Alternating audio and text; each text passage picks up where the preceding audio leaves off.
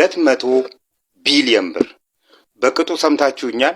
200 ቢሊዮን ብር BYD የተባሉ የኤሌክትሪክ መኪኖችን 950 ሺህ ብር አሁን ከፈሉኝና ለምንድን ነው የማታደርጉት? አሁን ማርኩ። ሰላም ተመልካቾች፣ በመግቢያ ላይ እንዳያችሁት የአውንታ በርሲሳን አስገራሚ ቪዲዮዎችን ይዤላችሁ መጥቻለሁ። እንግዲህ ዛሬ ማመን ያቃተኝ እንግዲህ 200 ቢሊዮን ብር ቅጩን ነግሬያችሁ ለምን አንገላገልም? 200 ቢሊዮን ብር በቅጡ ሰምታችሁኛል። 200 ቢሊዮን ብር የመንግስት ሰራተኞች ማህበራዊ ዋስትና ኤጀንሲ ብሔራዊ ባንክ ላይ አለሁ ብላችሁ ታምኑኛላችሁ? በእርግጥ ግማሹ በወረቀት ደረጃ ነው እንጂ በብር የለውም ይላል። ግማሹን የሆነ አማውንት ያህል መንግስት ወስዷል ይላል። ዋቴቨር መንግስትን ተበደረው በብር ደረጃ ማስቀመጠ 200 ቢሊዮን ብር አለው። ይሄ ማለት ምን ማለት ነው? ታላቁ የኢትዮጵያ ህዳሴ ግድብ 20 ቢሊዮን ብር አለው ማለት ነው። ይሄ ሁሉ ብር ኢትዮጵያ ውስጥ ያለው ካምፓኒ እንጥራለን። ማን ነው ያለው? ስለዚህ አይደለም ታይም ቫልዩ ኦፍ መኒ ገንዘብ የመግዛት አቅም ትላንትናና ዛሬ የሀያት መኖሪያ ቤቶች ስንት ነበር ሲጀመሩ ሲሸጡ የነበሩት? 300 ሺህ ብር ነበር እኮ። ያን ጊዜ ንብረቱን ገንዘቡን አሁን ባንክ ላይ አጠራቅሞ ያስቀመጠውን ገንዘብ በቁስ ቢያስቀምጠው በወርቅ ቢያስቀምጠው ዛሬ ስንት ይሸጠዋል? ሪል ስቴት ገንብቶ ሪል ስቴት ገዝቶ ቢያስቀምጠው ዛሬ ስንት ይሸጠው ነበረ? የሀያት መኖሪያ ቤቶች ዛሬ ስንት ናቸው? 40 ሚሊዮን 30 ሚሊዮን አላቅም፣ እዛ ሰፈር ስለሌለ። እንግዲህ እነዚህ ማህበራዊ ዋስትና ኤጀንሲዎች ብርን ዘፍዝፈው ከማስቀመጥ ስራ ይስሩበት፣ ስራ መስራት አለባቸው ብዬ እማረመው ለዚህ ነው። ስለዚህ እንደጋገማቸዋለን፣ እስኪያሰክራቸው ድረስ እንደጋገማቸዋለን፣ ይጠጥዋታል። እኛ ግን መብዛት አለብን። ፎሎ አርጉኝ። በተለይ የመንግስትና የግል ሰራተኛ የሆናችሁ ሰዎች ፎሎ አርጉኝ።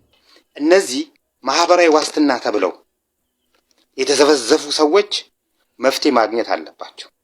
ይህን ያህል አማውንት ይዘን ይህን ያህል ብር ተከማይቶ ይዘው የኢትዮጵያ ሰራተኞች በዚህ ደረጃ ለማኝና ድሃ መሆን በፍጹም የለባቸው። በፍጹም በቃ አሁን ለአንተ እኔ የምሰጋ ነገሮችን በመረጃና በማስረጃ ታቀረብክ አንተ ትክክለኛ ነህ። በቃ ነገሮችን በማስረጃና በመረጃ ተገጠምከው ሌባን ታሸንፈዋለህ። ሌባ ታላልከው ሀገራችን ኢትዮጵያ አንድ እርምጃ ትራመዳለች። እንዴ በቃ እንዲህ ያለ ሰው ያስፈልገናል። BYD መኪና የምትገዙት 950 ሺህ ብር እኔ ገርሞኛል። ይሄው ተመልከቱ። BYD የተባሉ የኤሌክትሪክ መኪኖችን 950 ሺህ ብር አሁን ከፈሉኝና 950 ሺህ ብሩን ደግሞ መኪና ከሰጠዋችሁ በኋላ ለ5 ዓመታት ያለምንም ኢንተረስት ትከፍሉኛላችሁ ማለት ምን ማለት ነው? 950 ሺህ ብሯ ብቻ ያለምንም ወለድ ትከፍላላችሁ የተባላችሁ 950 ሺህ ብሯ ብቻ በ5 ዓመታት አሁን ባለው የባንክ ኢንተረስት ራሷን 950 ሺህ ብር ትወልዳለች። አንድ ፋይናንሻል ኢንስቲትዩሽን 950 ሺህ ብር ያለምንም ኢንተረስት የሚያበድርበት ምክንያቱ ምንድን ነው? የሚሰራው ለትርፍ ነው። መንግስተ ሰማያት ለመውረስ ወይም ደግሞ የእርዳታ ድርጅት አይደለም።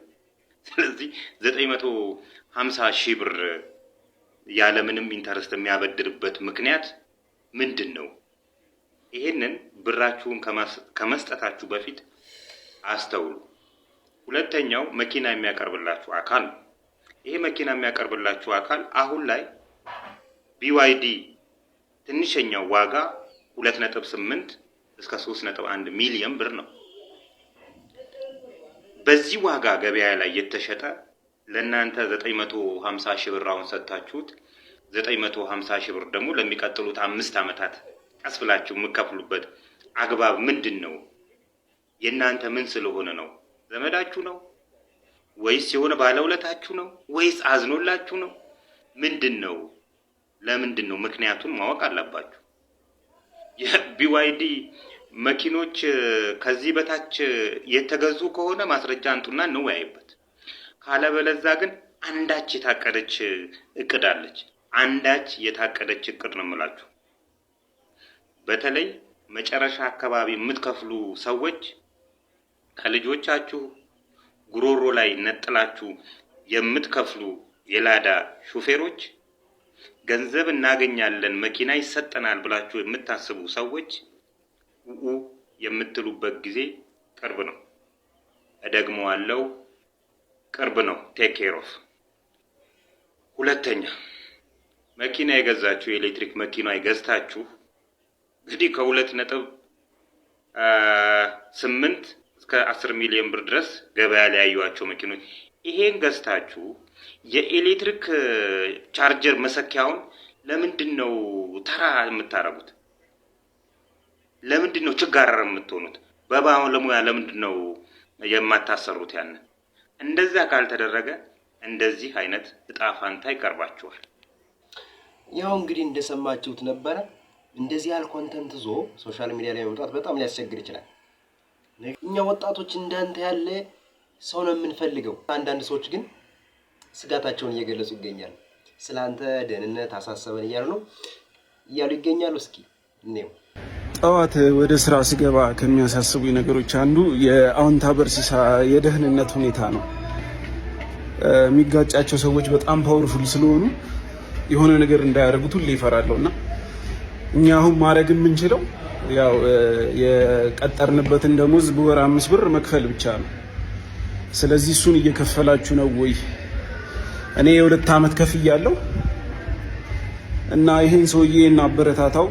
በጣም የሚጋጫቸው ሰዎች ትልልቅ ቲክቶከሮችም ኢቭን ስለሆኑ ብዙ ሰፖርት የለውም እና ሃኒባጃርን ያው ብዙም አናግዘውም፣ ግን የተወሰነ ቢያንስ ፋይናንሻሊ ለፍርድ ቤትና ለአንዳንድ ጉዳዮች የሚያስፈልገውን ብር ለማሟላት የተወሰነ የወር ደሞዙን እንክፈለው። አስባችሁታል? ግን ሁሉም ኢትዮጵያዊ እንደዚህ ሌብነትን ቢጋፈጠው የት በደረስን ነበር። ውድ ኢትዮጵያውያን እንደምታውቁት ዶክተር አብይ አህመድ ሙስናን በጣም እንደሚጸየፍና ሁልጊዜ ሌብነትን ማጥፋት እንዳለብን ሲገልጽ በተለያየ ሚዲያ ትሰማላችሁ። ይህን ደግሞ መንግስትን ሊረዱ ከሚችሉ ሰዎች መሃል አንደኛና ዋነኛው ብዬ የማስበው አዎንታ በርሲሳ ቲክቶክ ስሙ የሚታወቀው ልጅ መንግስትንም ሆነ ህዝብን ሊረዳ የሚችል በጣም ብዙ መረጃዎችን ሰዎች እየደወሉ የሚያደርሱትና በዶክመንት የተደገፈ መረጃ ያለው ልጅ እንደሆነ ብዙዎቻችሁ ታውቃላችሁ። ስለዚህ ይህ መልእክት ለዶክተር አብይ ሆነ ለብዙ ሰዎች እንዲደርስ ቪዲዮ ኮፒ ሊንክ ሼር በማድረግ እንድትተባበሩኝ እያልኩኝ መንግስት አዎንታ በርሲሳን ከራሱ ጋር በማድረግ መረጃዎችን በመሰብሰብ ሙሰኞችን ህግ ማጋለጥ እንዲያውም ከፖሊስ ጋር ከአቃቤ ህግ ጋር መስራት እንዲችል ለዚህ ልጅ እንድታመቻቹና መንግስት ደግሞ ለደህንነቱ ለህይወቱ ጥበቃ እንዲያደርግለት ስል የራሴን የግል ይሰጣለሁ። እስቲ እናንተም አዎንታ በርሲሳን የምታውቁት ሰዎች ስለሱ የምትሉትን ነገር ኮሜንት ላይ አስቀምጡልኝ። የእናንተው ሌጋል ክሊኒክ ጠበቃና የህግ አማካሪ ኤፍሬም ነኝ። አመሰግናለሁ። እንደዚህ አይነት ወቅታዊ የሪያክሽን ቪዲዮ እንዲደርሳችሁ ሰብስክራይብ ማድረግ እንዳትዘነጉ። ያላችሁን ኮሜንት ጻፉልኝ። በቀጣይ እንደዚህ አይነት ቪዲዮ ስለምንገናኝ ሰላማችሁ ይብዛልኝ። ቻው።